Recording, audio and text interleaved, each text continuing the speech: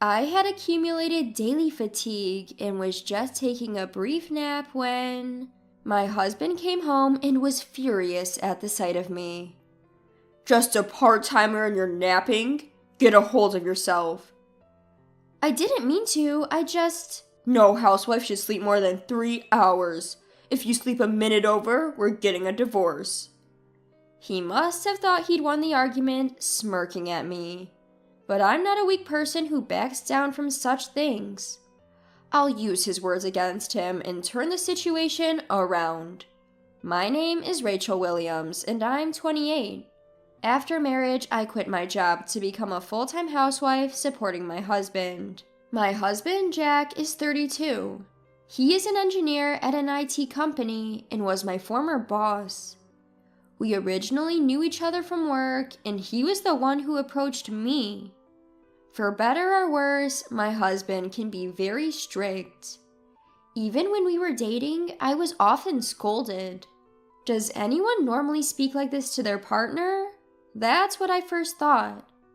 He distinguishes between public and private and doesn't let personal feelings interfere. I was attracted to his straightforwardness.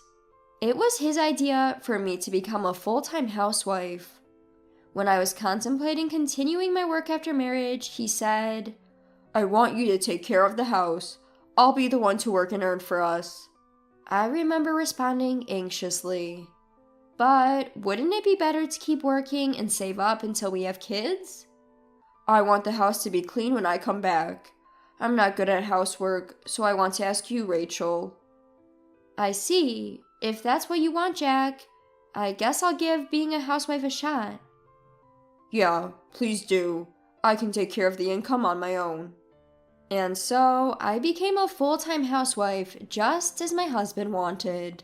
I was never particularly good at housework, but I didn't dislike it.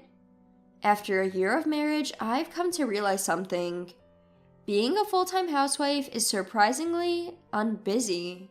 Typically, the picture of a housewife is someone who's so consumed by chores that they barely have any time for themselves. But in reality, I'm done with all my housework by noon. Living in a single-story house might be a factor, as it's not as large as a 2-story home, thus less cleaning. Additionally, we don't have any kids, so it doesn't take that much time. Preparing meals is simple enough. Once I make breakfast and dinner for the both of us, I just whip up something quick for my lunch. Laundry isn't a daily task, which inevitably leaves me with free time. Another boring day. I sigh softly as I watch daytime TV. I could go out, but I don't have an income of my own, so shopping isn't exactly guilt-free. Meeting up with friends is difficult too, because everyone works during weekdays. On top of that, we live far from the town, out in the countryside. I would have preferred to live in an apartment near my workplace, but my husband Jack wanted our own home, so we ended up buying a newly built house in this remote rural area.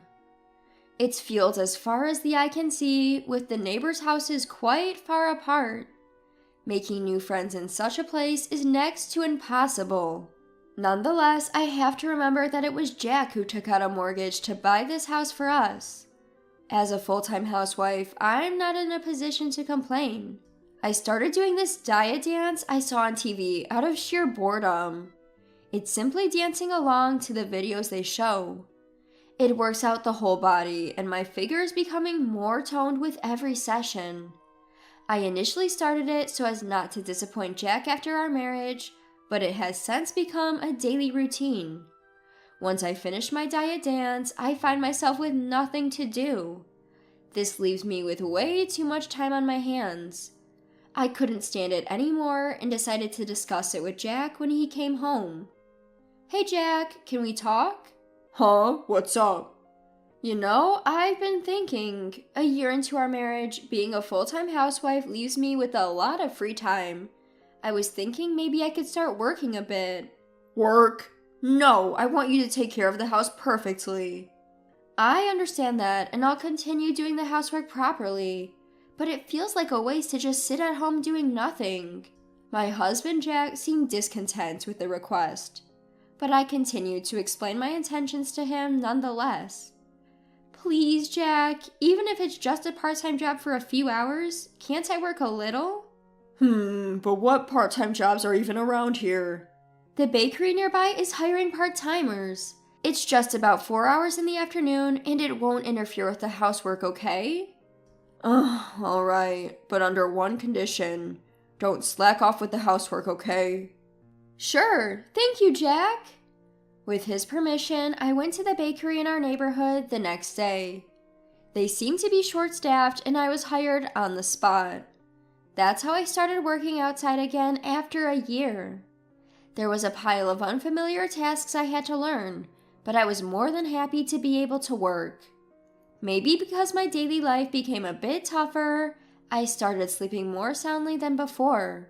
Then, one day, my usual 5 p.m. part-time shift ended up being extended until 6 p.m. I rushed home and started preparing dinner, but Jack got home before it was ready. I'm home. What's going on? Is dinner not ready yet? I'm sorry, I just got home myself. We had a lot of customers today, so I had to stay until 6 p.m. Overtime. But it'll be ready soon. Jack, please have a seat and wait. Then, suddenly, I heard Jack's loud tisk. I stopped my hands in surprise and saw him glaring at me with a fierce expression. Jack? This is exactly why I told you to stay a housewife. I knew from the start that the housework would be neglected. Wait a minute, today was just a one-time thing. Don't talk back. Didn't we promise that you won't slack off on the housework? Despite that, what's with this situation? Are you mocking me? I'm not trying to mock you. I was taken aback by Jack's expression, which I had never seen before, and my voice trembled in fear. I was so scared that my legs gave out and I dropped the spatula. Regardless of my state, he continued to yell at me. If something like this happens again, I'm going to make you quit your part-time job, got it? If you're fine with that, then go ahead. I mean it. Leaving these words behind, Jack hurriedly left, saying, I'm going out to eat. Released from my anxiety, my tears began to flow uncontrollably. Why did he get so angry just because I was a bit late? It was just because work ran late today. I mulled over my actions, but I could not comprehend his anger. From that day on, Jack's patriarchal behavior escalated. He treated me as if I was a maid. Hey, when will you finally get it together and make a decent packed lunch? This is disgusting. I'm sorry, but I made the fried chicken you liked today. How many times have I told you not to talk back? Because of your terrible lunches, I've been forced to buy convenience store meals for lunch. I'll deduct that from next month's household expenses, got it? But you've been steadily reducing the budget compared to before. It's already a stretch as it is. Shut up. All of this is because you're incapable. Or what? Are you saying we should divorce now, huh? Jack pulled out a filled-out divorce form from his bag and thrust it in front of me. I had no choice but to apologize. I knelt there, begging for forgiveness until he was satisfied. I'm sorry. Living through this hell, the word divorce gradually started to flicker in my mind. But I was just a part-timer with no life skills. I could hardly muster the courage to take the step towards divorce. I gradually got used to waking up at 5 a.m. and quietly cleaned the house and prepared breakfast. I finished all the housework and dinner preparation in the morning, then headed to my part-time job in the afternoon. Those were my days. Of course, if you keep up with this routine, fatigue builds up. In my case, the emotional exhaustion was more severe than the physical. One day, the store manager at my part-time job seemed to notice my condition. Rachel, you seem tired lately. Are you okay? Manager, I'm sorry. I'm fine. You look awfully pale. It's slow today. Why don't you clock out early? But... No buts. Consider it a thank you for your hard work. Take one of those freshly baked breads we just made. Sorry, thank you very much. Grateful for the manager's generosity, I decided to leave work early. As soon as I got home, I surrendered to my fatigue and collapsed onto the couch. The next thing I knew, I had fallen asleep. A few hours later... Hey, wake up already. Huh? Wake up, you lazy bum. What are you doing sleeping?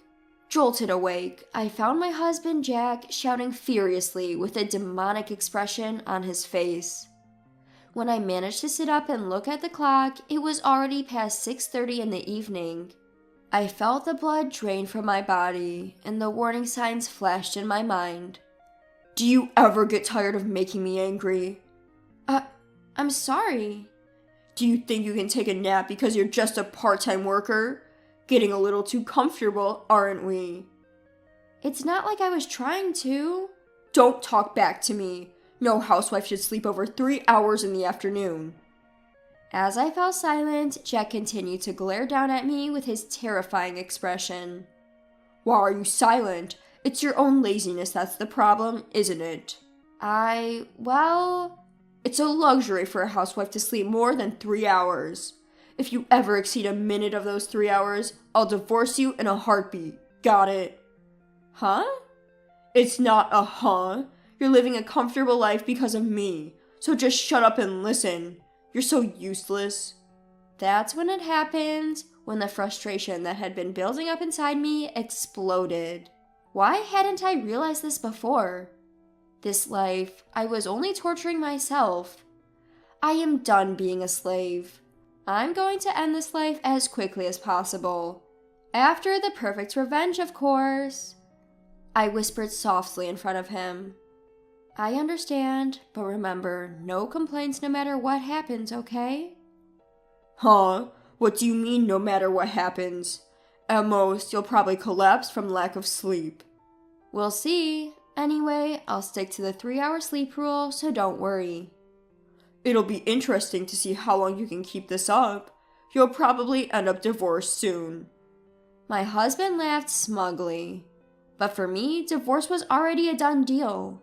Now the only thing left was to take my revenge on him. That was the only thing on my mind. When I woke up, it was 2 in the morning. Since I fell asleep at 11 p.m., it was exactly 3 hours of sleep. When I turned on the light in the bedroom, my soundly sleeping husband groaned and covered himself with a blanket. Ignoring him, I took out the vacuum cleaner and started cleaning the room. Surprised by the sound, my husband jumped up and yelled at me. Hey, what are you doing? Do you even know what time it is? Huh? It's just a bit past 2 a.m. Are you nuts?